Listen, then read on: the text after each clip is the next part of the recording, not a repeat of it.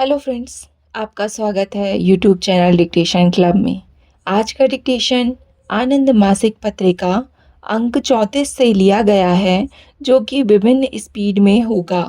80 शब्द प्रति मिनट, 90 शब्द प्रति मिनट, 100 शब्द प्रति मिनट और 120 शब्द प्रति मिनट। आप अपनी गति के हिसाब से डिक्टेशन की गति चूज़ करके डिक्टेशन लिख सकते हैं। इसके अलावा इसकी पीडीएफ अगर आपको अलग से चाहिए तो नीचे डिस्क्रिप्शन बॉक्स में टेलीग्राम की लिंक मिल जाएगी। आप वहां से टेलीग्राम चैनल ज्वाइन कर सकते हैं। और आपको हमारे डिक्टेशन पसंद आते हैं तो वीडियो को लाइक ज़रूर करिएगा और चैनल को सब्सक्राइब कर लीजिएगा, ताकि भविष्य में आने वाले डिक्टेशंस आपको मिलते रहें। साथ ही डिस्क्रिप्शन बॉक्स में आपको और भी प्लेलिस्ट की लिंक मिल जाएगी। तो ज़्यादा समय ना लेते हुए डिक्टेशन स्टार्ट करते हैं। डिक्टेशन स्टार्ट होगा 5 सेकंड के बाद।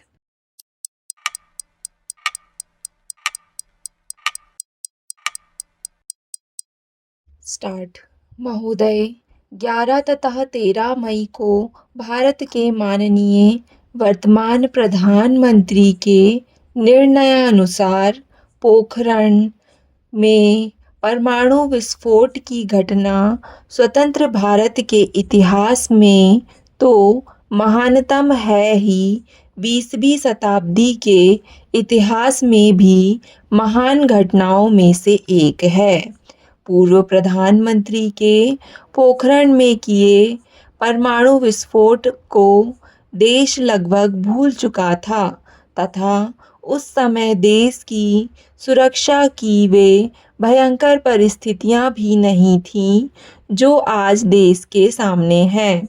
20वीं शताब्दी के अंत के समय भारत का यह परमाणु विस्फोट 21वीं शताब्दी में नई सोच, नए जीवन दर्शन तथा नए क्रियाकलापों के साथ प्रवेश करने तथा आगे बढ़ने का शंखनाद है।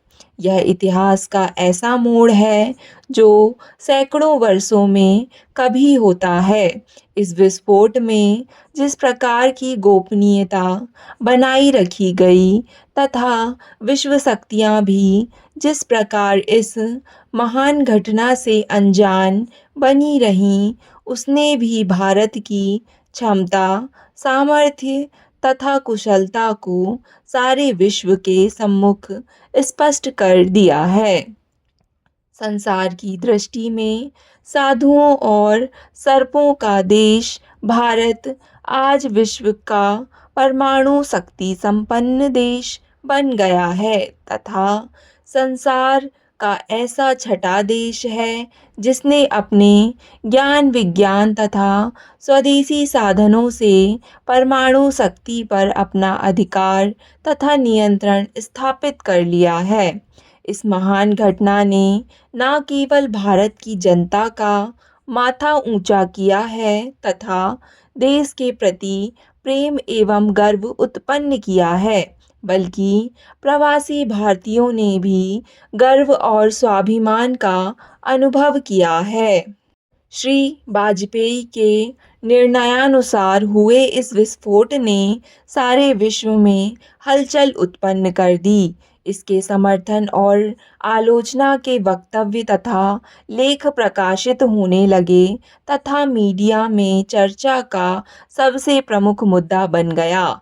लेकिन एक आश्चर्य की बात यह हुई कि हमारे साहित्यकारों ने इस घटना पर कोई विशेष प्रतिक्रिया व्यक्त नहीं की, तो अखिल भारतीय हिंदी परिषद दिल्ली प्रदेश ने निर्णय किया कि साहित्यकारों के बीच इस घटना का विश्लेषण किया जाए तथा यह तय किया जाए कि साहित्यकार की क्या भूमिका हो सकती है। साहित्यकार यह जानते हैं कि देश की सीमाएं असुरक्षित हैं तथा आतंकवाद के जरिए पाकिस्तान ने अघोषित युद्ध छेड़ा हुआ है। पाकिस्तान की विस्तारवादी नीतियां किसी भी समय हमारी सुरक्षा के लिए खतरा बन सकती हैं तथा बांग्लादेश से भी वहां के नागरिकों का बराबर प्रवेश हो रहा है। भारत आर्थिक क्षेत्र में प्रगति कर रहा है। महोदय, अखिल भारतीय साहित्य परिषद दिल्ली प्रदेश ने 24 जून को नई दिल्ली में भारत का परमाणु परीक्षण और साहित्यकार की दृष्टि विषय पर साहित्यकारों की एक गोष्ठी की। इसकी अध्यक्षता की जवाहरलाल नेहरू विश्वविद्यालय के प्रोफेसर डॉक्टर परिमल दास ने तथा विषय प्रवर्तन किया। इसी विश्वविद्यालय से अभी सेवानिवृत्त हुए जापानी विभाग के प्रोफेसर डॉक्टर सत्यभूषण वर्मा ने। प्रोफेसर सत्यभूषण वर्मा ने कहा कि परमाणु विस्फोट इस सदी की महत्वपूर्ण घटना है तथा भारत ने अमेरिका की मनमानी एवं पुलिस की तरह व्यवहार करने को चुनौती दी है। यह चुनौती केवल भारत ही दे सकता था। अमेरिका ने अणु बम का प्रयोग किया तथा उसके पास अपरिमित अणु बमों का संग्रह है, लेकिन वह दूसरों को शिक्षा दे रहा है।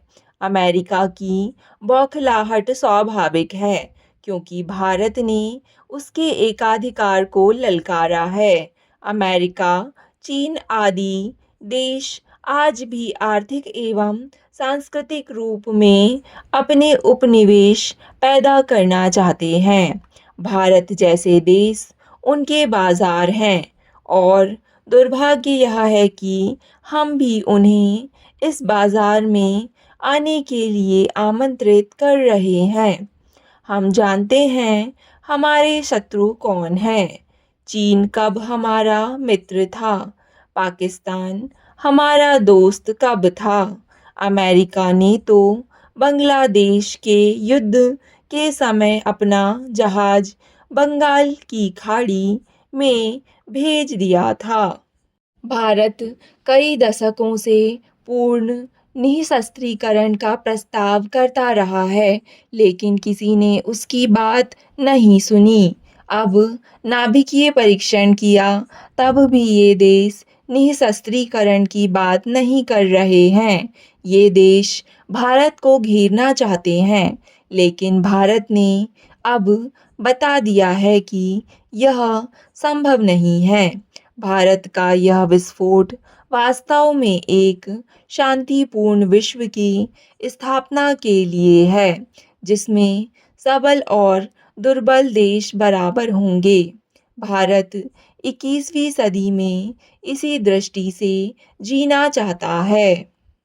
इसके बाद डॉक्टर सीतेश आलोक ने भी परमाणु विस्फोट का समर्थन किया तथा कहा कि भारत एक शांति प्रिय देश है और रहेगा। उन्होंने अमेरिका के विकास, विलास तथा उसके साथ विनाश की ओर कदम रखने की स्थितियों की जानकारी दी और कहा कि अब भारत पहले से अधिक सशक्त हुआ है।